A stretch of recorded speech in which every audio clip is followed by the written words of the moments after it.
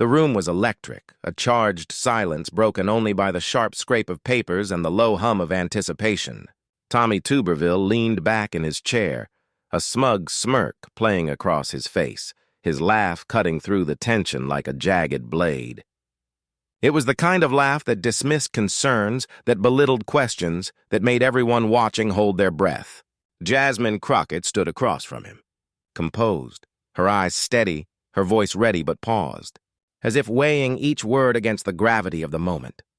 The audience shifted uneasily, whispers rising and dying in the heavy air. Cameras swiveled, capturing the contrast. Arrogance meeting resolve, bluster meeting quiet authority. Tuberville's laughter echoed, a public mockery that demanded reaction, and yet Crockett remained unmoved. There was a weight in her stillness, a calm that hinted at something far deeper than the surface skirmish. You could feel the suspense coil tighter with every second, the room holding its collective breath, waiting to see if the calm would crack or if arrogance would stumble. Then, a pause, a single pregnant moment where the world seemed to tilt. Crockett reached slowly into her notes, the weight of what she carried palpable to anyone paying attention. It wasn't just facts or figures. It was something far more personal, far more profound. The letter from her father, a Vietnam veteran, had been folded and refolded countless times, each crease holding stories of sacrifice, of service, of courage that transcended political theater. And now it was about to enter the room. Tuberville had no idea what was coming. He laughed, oblivious, certain that confidence alone could dominate the exchange. But what he didn't expect was the truth that would leave him speechless, the moral weight that could not be laughed off, the reality that would crack the veneer of his bravado. Every eye in the room caught the tension. Every social feed would later explode. Every viewer at home would feel the pull of this confrontation. The tension in the room was palpable. Every heartbeat amplified, every whisper magnified. And yet this was just the beginning. The true reckoning, the moment where dignity would confront arrogance head-on, was still waiting to unfold, hidden in the calm before the storm. What came next would change everything. This wasn't just another political clash. Every word, every gesture, every carefully measured glance carried consequences that stretched far beyond the room's ornate walls. At stake were more than policies or partisan victories. They were questions of integrity, accountability, and the very values that claimed to define the nation. Tuberville's dismissive laughter was more than arrogance. It was a symbol of entitlement, a belief that power could shield him from scrutiny. For millions watching, it wasn't just a man laughing. It was a challenge to the principles that countless Americans hold sacred: service, honor, and truth. Crockett, in contrast, radiated a quiet but unshakable strength. Every inch of her posture spoke of years of preparation, of relentless study, of experiences that had honed her ability to confront not just policy arguments, but the human failings behind them. While Tuberville waved off concerns with condescending chuckles, she embodied patience and precision. The room seemed to bend toward her composure, a subtle gravitational pull that made every spectator aware that this was more than a personal confrontation. It was a moral test. Across the chamber, whispers circulated. Analysts would later note the significance. One misstep, one overlooked word, could shift the trajectory of debates far beyond this single moment. Tuberville's confidence teetered on overconfidence, a dangerous imbalance that Crockett could exploit not through aggression, but through clarity and restraint. Each of his smirks, each dismissive gesture, was a miscalculation, feeding the rising tension as observers sensed the inevitable collision of arrogance and principle. The stakes were clear. Public trust hung in the balance. For voters, for service members, for communities who had been historically marginalized and underrepresented, this exchange symbolized something far deeper. It was about recognition, about being heard, about holding those in power accountable not with spectacle, but with unwavering integrity. Every moment Crockett allowed the room to anticipate her next move. Every pause she took before responding amplified the suspense. This wasn't just a debate. It was a microcosm of the struggle between entitlement and responsibility, between performative power and lived experience. And yet, The tension carried a promise of revelation. Social media feeds were already buzzing with speculation, pundits poised to dissect every glance and every phrase. Viewers at home felt it instinctively. One moment could change the conversation nationwide. A single, well-placed argument, a reveal, a demonstration of truth could ripple across platforms, sparking debates, igniting hashtags, and reframing public perception. This wasn't hypothetical drama, it was a turning point. A juncture where courage and preparation could confront bluster and indifference, with consequences that might be felt for months, even years to come. But to truly understand this clash, we need to know who's really standing in that room. The man who wields power through arrogance, and the woman whose dignity and experience make her an unexpected, unstoppable force. The stage is set, the players defined, and the world is about to witness a confrontation that goes far beyond laughter and smirks. Tommy Tuberville's rise to political prominence was as much a story of spectacle as it was of strategy. A former football coach turned senator, he carried with him a reputation for toughness on the field, for calling audibles and making bold plays. But in the arena of politics, charisma alone could not cover cracks in credibility. His public persona was meticulously crafted, confident, brash, untouchable to critics who dared question him.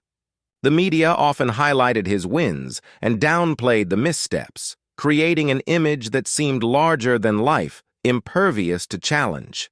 Yet behind the veneer of confidence, there were threads of inconsistency, moments of hesitation, and a pattern of overreach that would later make him vulnerable. From the outset, Tuberville's rhetoric was built on sweeping declarations and simplified solutions. He spoke of policy in broad strokes, favoring punchy soundbites over nuanced discussion. For a segment of the electorate, these were reassuring, a promise of action and decisiveness. Yet for those looking closer, cracks began to appear. Statements contradicted past positions. Promises evaporated under scrutiny. It became clear that confidence often overshadowed substance, that his swagger sometimes masked a lack of preparation or deep understanding. In debates, he leaned on instinct and bravado, as though the weight of past victories could carry him through any challenge. But in the chamber with Jasmine Crockett, the stakes were different, and instinct alone might not be enough. Controversies trailed him like shadows. Critiques of his handling of key issues, past misstatements about policies, and clashes with colleagues painted a picture of someone both bold and reckless. Social media had cataloged these moments, each viral clip reinforcing a dual narrative. To some, he was a fighter who never backed down. To others, he was a figure prone to bluster, whose confidence often outpaced competence. This duality created an inherent tension, a subtle foreshadowing that his carefully maintained public image was more fragile than he believed. Arrogance was perhaps his most defining trait. In interviews and on the Senate floor, Tuberville often laughed off criticism, dismissing questions with a wave of his hand or a pointed smirk. It was a tactic that worked against casual observers, one that projected dominance and control. Yet in the room with Crockett, every dismissive gesture would be scrutinized, every laugh a potential misstep. His overconfidence, long a shield, now hinted at vulnerability. The stage was set for a reckoning. Those who had watched his career unfold could sense it coming even if he could not. His preparation, or lack thereof, was another chink in the armor. Unlike opponents who studied records, speeches, and personal histories, Tuberville often relied on instincts honed from the sports world, react quickly, project authority, and rely on momentum. But political debate demanded more than momentum. It demanded precision, moral clarity, and the ability to withstand scrutiny without faltering. His reliance on performance over substance created a tension that was invisible to some and fatal to others. Every element of Tuberville's backstory worked to heighten anticipation for what would come. The audience could already feel the subtle imbalance: arrogance facing discipline, spectacle facing substance, bluster confronting integrity. He was a man who had long commanded rooms with charm and bravado, but the undercurrents of doubt were growing stronger, quietly signaling that the carefully constructed narrative might soon unravel. And then there's Jasmine Crockett, a hero forged in struggle, ready for this exact moment. Jasmine Crockett's story was not forged in the halls of privilege or the spotlight of easy victories. It was shaped in quiet rooms filled with determination, in long nights balancing study with service, in moments where compromise was not an option because the stakes were far higher than personal comfort. Born into a family that prized integrity above notoriety, she learned early that true strength was not in dominance, but in commitment to community, to principle, to those who could not fight for themselves. Her father, a Vietnam veteran, had shown her the meaning of courage long before she would step into the political arena. His stories were not of glory, but of duty, sacrifice, and the moral weight of choices made under fire. The lessons embedded in those stories became the foundation of her character, resilience tempered with empathy, intellect balanced with heart, and a steadfast belief that truth, no matter how inconvenient, must be upheld. Her path to public service was deliberate and hard-won. Education was not simply a stepping stone. It was a weapon and a shield. Every degree earned, every clerkship completed, every law passed or initiative supported was the product of relentless work, the kind that demanded sleepless nights and personal sacrifices unseen by the cameras or headlines. Crockett's journey was not one of chance, but of intention. She understood that public service was more than a career. It was a responsibility, a contract with the people to speak truth to power, to defend the vulnerable, and to hold those who sought to exploit authority accountable. And yet, personal sacrifice was never abstract. Her father's Vietnam service left an indelible mark on the family. The letters he sent home, written with care in ink that sometimes blurred with sweat and age, contained lessons beyond the battlefield: patience, integrity, the cost of courage, and the understanding that every action carries consequences far beyond the self. One letter, folded meticulously and preserved through decades, became both a talisman and a moral compass. Its words spoke not of politics or strategy, but of human dignity, of doing what is right even when it is hardest, even when the world is indifferent. That letter, simple yet profound, would later become the pivot in a confrontation that no one could have anticipated. Crockett's resilience was evident, not only in her accomplishments, but in the quiet authority with which she carried herself. There was a measured clarity to her arguments, a patience that suggested she had learned the value of listening before responding. Her intellect was formidable, not as a weapon to belittle others, but as a tool to illuminate truth. Every decision she made, every word she spoke, reflected a life honed by discipline, reflection, and the moral certainty that integrity must never be negotiable. In her presence, people felt both challenged and inspired, aware that they were witnessing someone who had navigated life's most difficult tests with grace and conviction. Her moral clarity extended beyond personal ethics into her public work, advocating for communities often overlooked, fighting for policies that elevated the underrepresented. Crockett's career was a testament to the principle that leadership is measured by service rather than applause. She had faced criticism and adversity before, but each challenge had strengthened her resolve, making her uniquely prepared for the scrutiny and confrontation that awaited. This was not a person easily shaken, nor one who relied on spectacle or ego. She relied on preparation, on understanding, and on the immutable weight of truth. Every step of her journey hinted at why she was the right person for this moment. While Tuberville brought performance, she brought principle. While he wielded arrogance, she carried experience and empathy.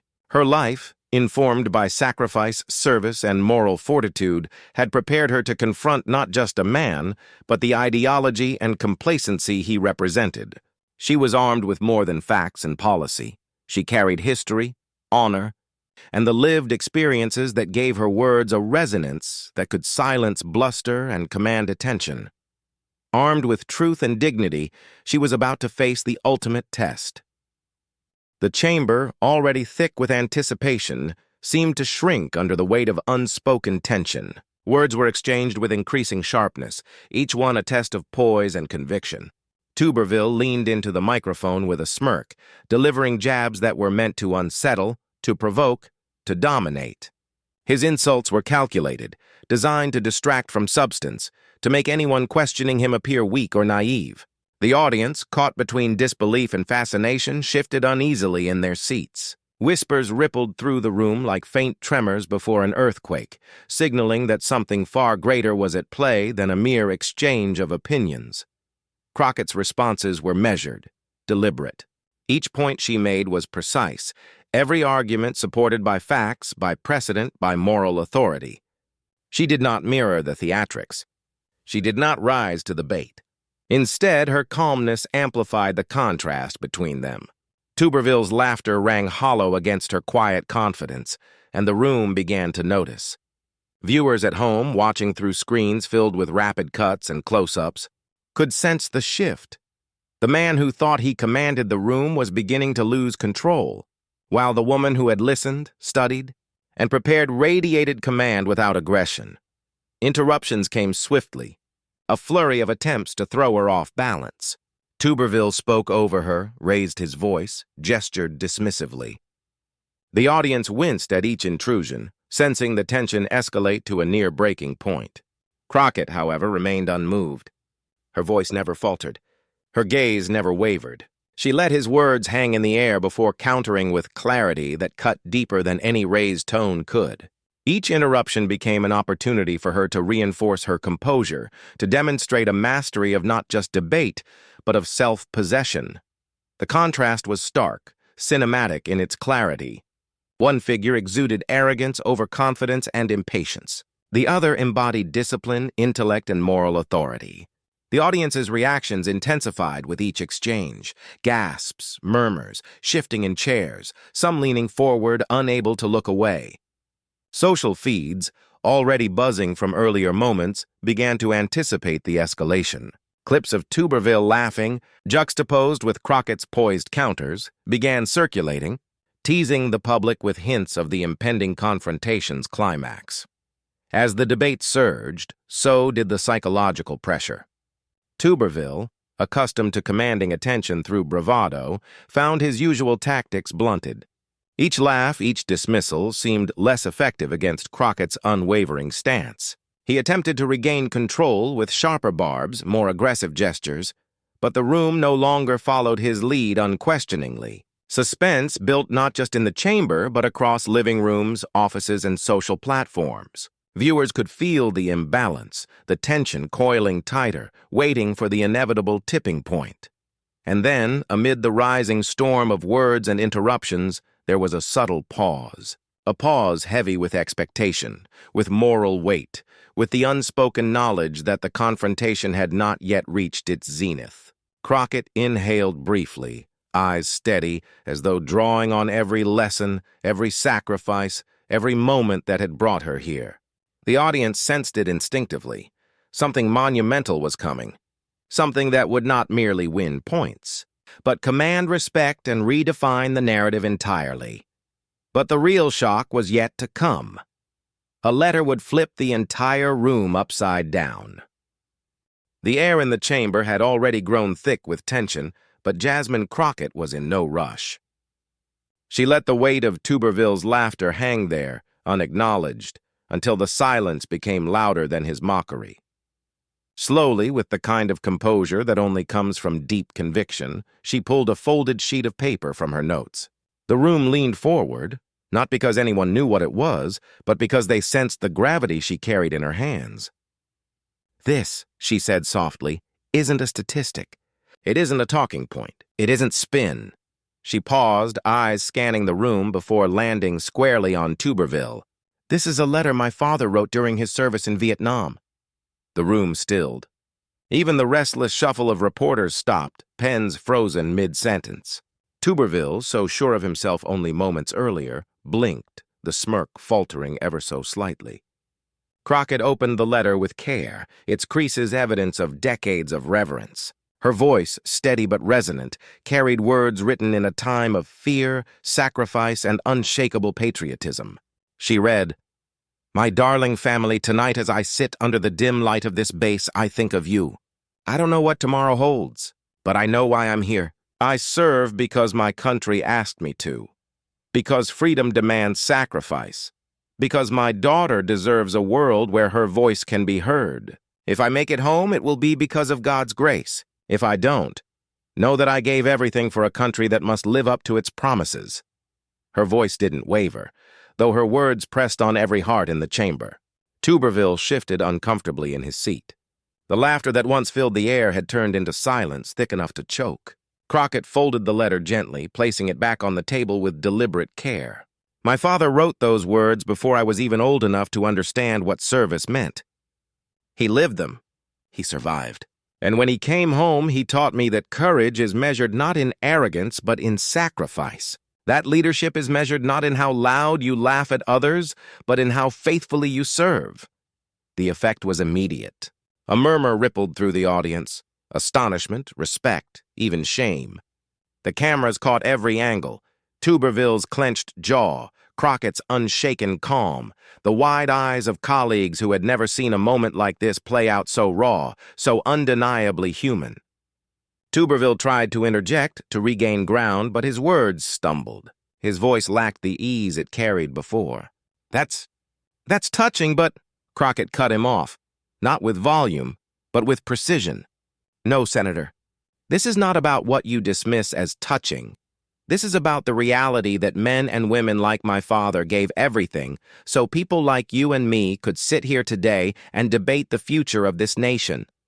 What dishonors their service is not disagreement, it's arrogance. It's mocking. It's forgetting who paid the price for the freedom you take for granted. The blow landed. Tuberville's face flushed, his eyes darting between cameras and papers, searching for refuge. But there was none. The crowd's reaction became its own character in the moment. Gasps, nods, even a few tears. On social media, clips of Crockett unfolding the letter began to circulate within minutes. One viral tweet read, "Tommy Tuberville laughed. Jasmine Crockett brought her father's Vietnam letter. He hasn't smiled since." Another. "This is what moral authority looks like. Jasmine Crockett just schooled Tuberville in the most powerful way possible." Back in the chamber, Crockett pressed forward, her calm unshaken. "Senator, when you laugh at the struggles of those you disagree with, you're not laughing at me. You're laughing at families who waited months for letters from loved ones in the jungle. You're laughing at the widows who folded flags at funerals. You're laughing at every veteran who sacrificed so you could sit in that seat. And I will not let that go unchallenged." The silence that followed was deafening. Tuberville, once so confident, now sat back, unable to meet her gaze. His laughter had evaporated, replaced by the unmistakable look of a man caught without defense. Crockett leaned forward, her words deliberate, final.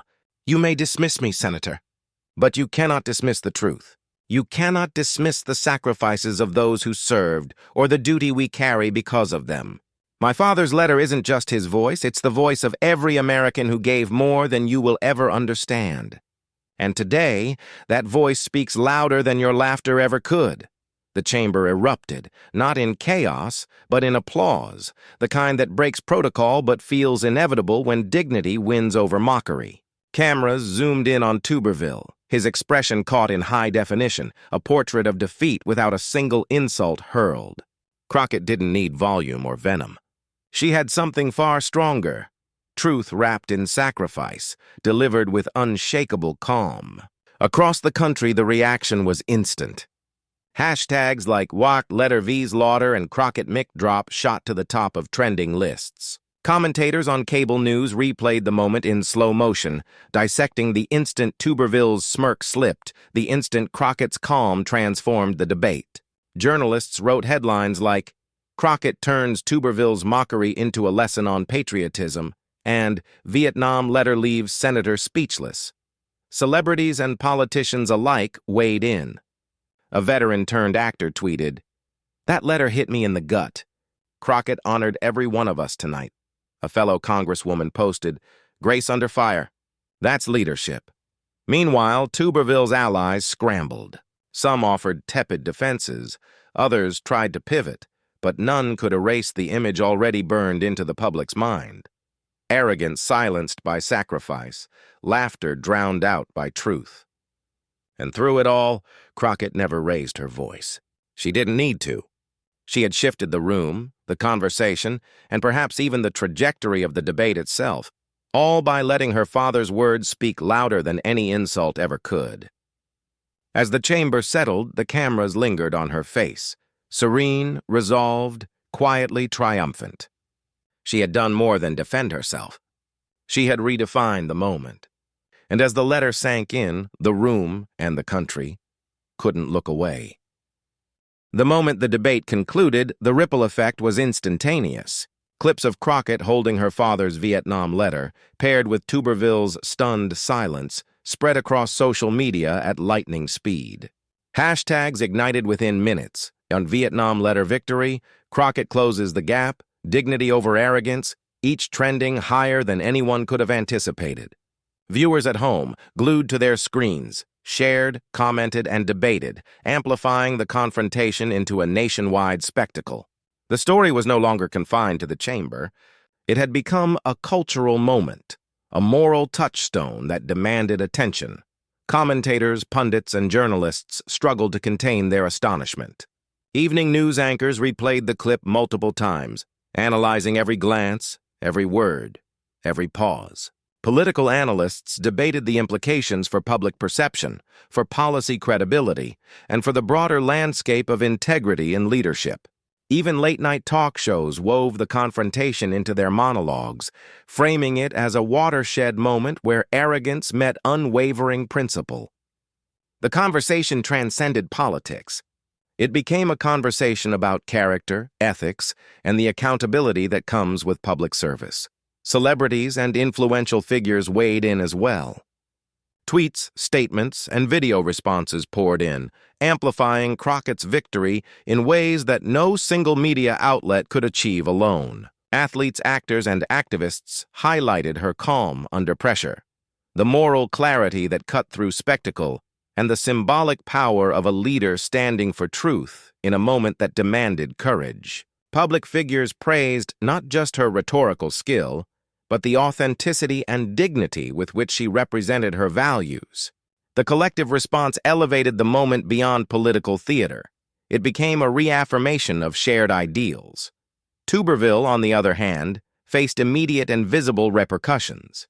Clips of his laughter and dismissive gestures were dissected endlessly, portrayed as emblematic of overconfidence and unpreparedness. Critics highlighted inconsistencies in his rhetoric, the contrast between his bravado and Crockett's composed authority, and the larger question of accountability for leaders in positions of influence. His credibility, once bolstered by spectacle and reputation, now appeared vulnerable, weakened by a moment that he could neither control nor spin effectively.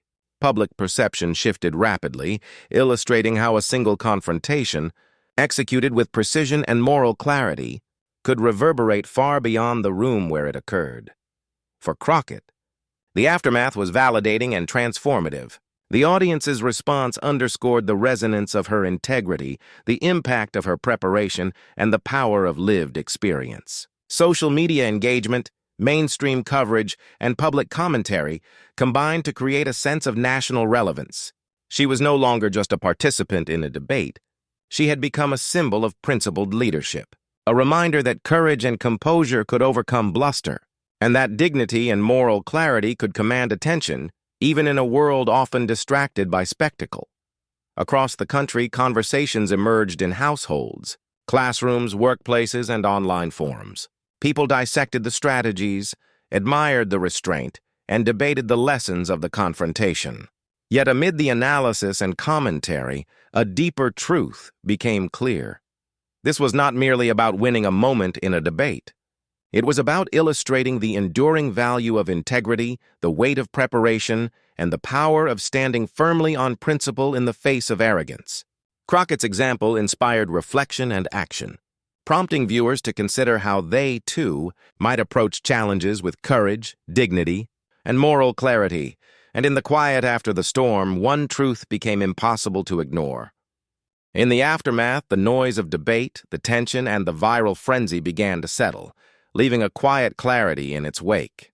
Jasmine Crockett's victory was not simply measured in moments or applause, but in the demonstration of enduring truths, that dignity can silence arrogance, that preparation and principle outweigh bluster, and that service rooted in integrity commands respect beyond any personal theatrics. She reframed what could have been a moment of spectacle into a lesson about character, about the moral courage required to stand unwavering when the world tries to intimidate or diminish you. Her father's Vietnam letter, once a private testament to sacrifice and duty, became a symbol of enduring values. It was proof that courage is not measured in volume or bravado, but in steadfastness, in the willingness to uphold truth even when confronted by ridicule or dismissal. Crockett transformed a politically charged confrontation into a moral statement, illustrating that leadership is defined not by the ability to dominate, but by the ability to act with justice, clarity, and empathy. She became an example that transcended party lines, reminding viewers that the essence of leadership is service to people, not ego, and that true power is rooted in ethical fortitude. For the audience, the lesson resonated deeply. Across social media, in conversations in homes and classrooms, people reflected on what it means to confront arrogance with poise and principle. The story compelled viewers to consider their own responses to challenge and intimidation. How would they act when faced with a force that seeks to dismiss or belittle? What strength could be drawn from preparation, experience, and moral clarity? These questions lingered, not as rhetoric, but as invitations to examine personal courage and integrity. Crockett's triumph also offered a broader reflection on societal values. In a world often distracted by spectacle and performance, she demonstrated that true leadership is quietly persistent, grounded in purpose and truth. Her example was a call to honor those who serve with integrity, to recognize the power of disciplined intellect over unchecked arrogance, and to affirm the enduring importance of dignity as a form of resistance against cynicism and entitlement. The confrontation had become a mirror, reflecting not just the flaws of the powerful, but the potential within ordinary people to rise with courage when circumstances demand it. In this light, the encounter between Crockett and Tuberville was more than a debate. It was a moral tableau. The clash revealed that preparation and principle are not abstract virtues.